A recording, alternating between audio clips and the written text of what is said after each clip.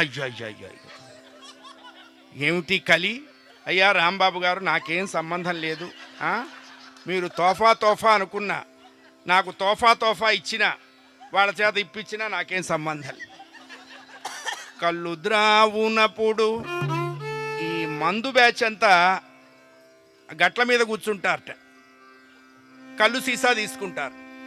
Touching అని ఆ బాదం ఆకులో అంత పచ్చడి పెట్టుకొని ఈ మధ్య మధ్య సిప్పుకి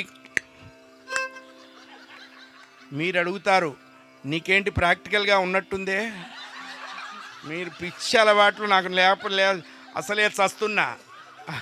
అది కూడా ఎక్కడ నెత్తినేసుకుంటారు. నారాయణదాస్ గారు చెప్పారు, నేను మీకు అప్పచెప్తున్నా అంతే.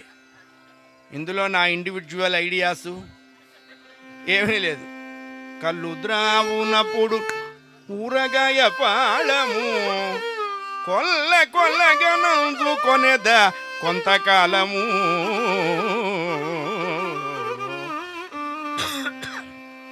రామలక్ష్మణుల మీదకు వస్తుంటే విశ్వామిత్రుడు ఆదేశించారు, తాటగా నిబర్హణం చేశారు స్వామివారు. తాటగా సంహరణం చేయాల, నిబర్హణం చేశారు.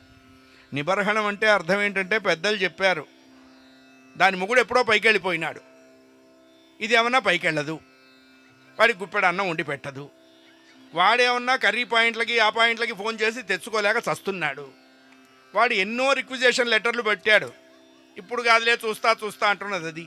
కదా వాడికి ఏం చేయాలో తోచగా రాముల వారికి రిక్వెస్ట్ లెటర్ పెట్టాట, బాబు ఇది నాకు అన్నం పెట్టక చంపేస్తున్న, తొందరగా దీన్ని పైకి పంపించు. వాడికి అన్నం వండి పెట్టడానికి రామచంద్రమూర్తి నిబర్హణం దాని మొగుడు దగ్గరికి దాన్ని పంపించేశాడు అన్నారు. ఎందుకంటే తర్వాత వీళ్ళు శుభకార్యానికి వెళ్ళాలి, ఈ అశుభం చెప్పకూడదు, అది బృహస్పతి వాక్యం. తాటకా నిబర్హణం చేశారు. యజ్ఞంలో మారీచ సుబాహులలో సుబాహుణ్ణి సంహరించారు, మారీచుణ్ణి పశ్చిమ సముద్రంలో పడేట్టుగా కొట్టారు. యజ్ఞ పరిసమాపనం అయిన తర్వాత జనక మహారాజు దగ్గర నుంచి లేఖ వచ్చింది. వాల్మీకి రామాయణంలో ఈ సభలు అందరూ రావటం ఇది లేదు. వచ్చిన వాళ్ళందరికీ శివధనుస్సు చూపించాడు జనకుడు. ఎక్కుబెట్టిన వాడు జనక జామాత అవుతాడు, ఎక్కుబెట్టని వాడికి జనక జమాత అవుతుంది అని చెప్పారు. జనక జామాత, జనక జమాత.